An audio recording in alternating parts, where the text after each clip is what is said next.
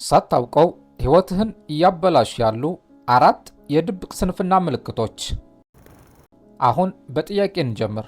ስንፍና ሲባል ወዲያውኑ ወደ አእምሯችን የሚመጣው ምስል ምንድን ነው? ቀንን ሙሉ አልጋ ላይ መተኛት፣ ፊልም ማየት፣ ወይስ ምንም ሳይሰሩ ጊዜን በከንቱ ማባከን?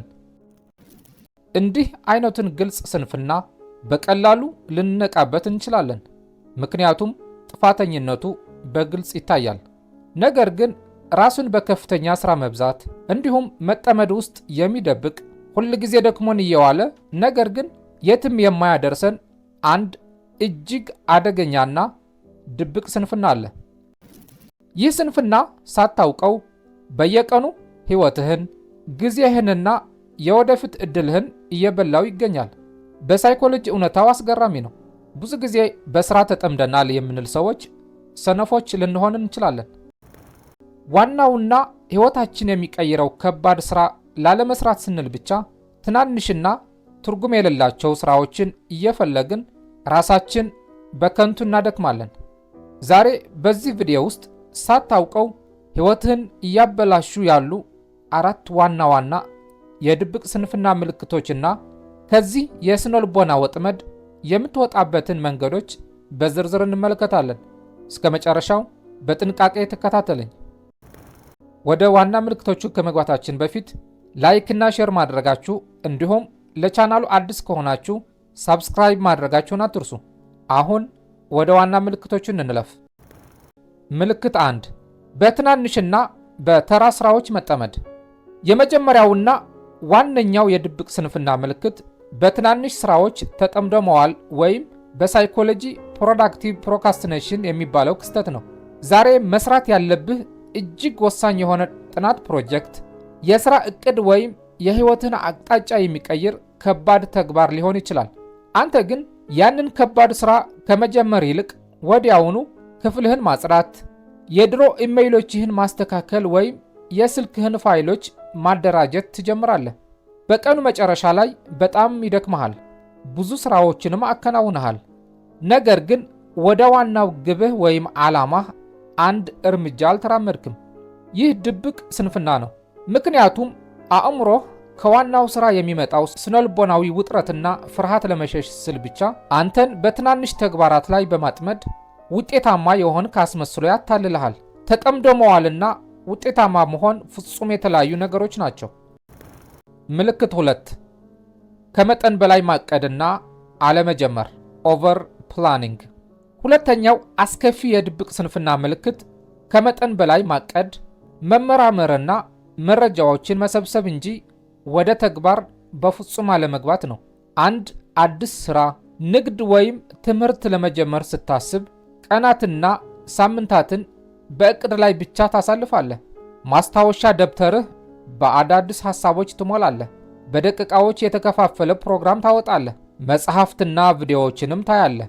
ነገር ግን ያወጣኸውን ዕቅድ ወደ መሬት አውርደህ የመጀመሪያውን ተግባራዊ እርምጃ ለመውሰድ ስትቃረብ ሁል ጊዜ ሌላ ተጨማሪ መረጃ ወይም ሌላ የተሻለ ቀን ትጠብቃለህ። ይህ የማቀድ ስንፍና ወይም ኦቨር ፕላኒንግ ይባላል። ማቀድ ራሱ ሥራ ስለሚመስለን አእምሯችን የእርካታ ሆርሞን ያመነጫል። ነገር ግን ያለምንም ተግባር የሚቀመጥ ዕቅድ የስንፍና መደበቂያ ጭንብል ብቻ ነው። እውነተኛ ጥንካሬ የሚለካው በጀመርከው ጥቃቅን ተግባር እንጂ በጻፍከው ረጅም ዕቅድ አይደለም። ምልክት 3 ውሳኔዎችን ማስተላለፍና ሰዎችን መጠበቅ ዲሲሽን ፓራሊሲስ። ቶሎ መወሰን ያለብህ የሕይወት ምርጫዎች ማስተላለፍና ሁል ጊዜ ነገሮችን እስኪስተካከሉ ወይም ሌላ ሰው መጥቶ መንገድ እስኪያሳይህ ድረስ ዝም ብሎ መጠበቅ ሦስተኛው የድብቅ ስንፍና ምልክት ነው። በሥራህ፣ በግንኙነትህ ወይም በጤናህ ላይ መወሰድ ያለባቸውን ወሳኝ ውሳኔዎች አሁን ጊዜው አይደለም፣ በኋላ አየዋለሁ ማለት ወደ ኋላ ትገፋቸዋለህ። ይህ የስነልቦና ድክመት የሚመነጨው የመሳሳት ወይም የውድቀት ፍርሃት ስላለብህ ነው። ውሳኔ አለመስጠት ራሱ አንድ የውሳኔ ነው። ነገሮችን በጊዜያቸውን አለመወሰንህ ሕይወትህ በሌሎች ሰዎች ምርጫ ወይም በአጋጣሚዎች ላይ ብቻ እንድንጠለጠል ያደርገዋል። የማይናወጥ ስብዕና ያለው ሰው ስህተት ቢሰራም እንኳ ወስኖ መጋፈጥን ይመርጣል እንጂ በጥርጣሬና በምኞት ውስጥ ዕድሜውን አያባክንም። ምልክት 4 ለውጫዊ ማነቃቂያዎች ፍጹም ተገዥ መሆን ዲስትራክሽን አዲክሽን። አራተኛውና በአሁኑ ዲጂታል ዘመን በስፋት የሚታየው ድብቅ ስንፍና ስራ በጀመርክ በጥቂት ደቂቃዎች ውስጥ ስልክህን መነካካት፣ ማህበራዊ ሚዲያዎችን መፈተሽ ወይም የማሳወቂያ ድምፅ ስትሰማ ወዲያውን ትኩረትን ማጣት ነው። ለአንድ ደቂቃ ብቻ ልይ ብለህ ስልክህን አንስተህ በሰዓታት የስሜት ባርነት ውስጥ ትጠፋለህ። ይህ ትኩረትን የመሰብሰብ አቅም ማጣት ትልቅ የድብቅ ስንፍና ምልክት ነው። ምክንያቱም አእምሮህ ትልቅ ትኩረት የሚጠይቁና አድካሚ የሆኑ ስራዎችን መጋፈጥ ስለሰለቸው በቀላሉ የአጭር ጊዜ እርካታ ወደሚሰጡት አፕሊኬሽኖች ይሸሻል። ለውጫዊ ነገሮች ፈጣን ምላሽ በሰጠህ ቁጥር የውስጥ ዲስፕሊንህና የሥራ ጥራትህ እየወደቀ ይሄዳል። ስለዚህ ከድብቅ ስንፍና የመውጫ መንገዶች ምንድን ናቸው?